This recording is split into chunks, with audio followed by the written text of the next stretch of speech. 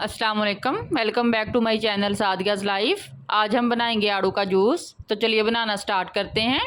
इसके लिए सबसे पहले हमने 4 से 5 आड़ू को अच्छे तरीके से धो के छील के काट लिया है। इसकी गुठलियाँ अलहदा कर ली हैं। अब इसको हम ब्लेंडर के अंदर डाल लेंगे। इसके बाद इसके अंदर हम 2 लेमन का जूस ऐड करेंगे। थोड़ा सा मैंने इसके अंदर काला नमक डाला है और 3 चम्मच मैं इसके अंदर चीनी के ऐड करूँगी। आप अपने हिसाब से कम या ज़्यादा सब कुछ कर सकते हैं।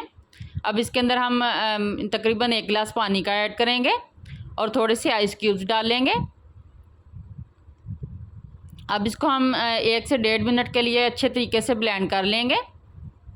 इसको बहुत अच्छे तरीके से ब्लेंड करना पड़ता है। अब हम 1 गिलास के अंदर आइस क्यूब्स डाल के इसको सर्व करेंगे।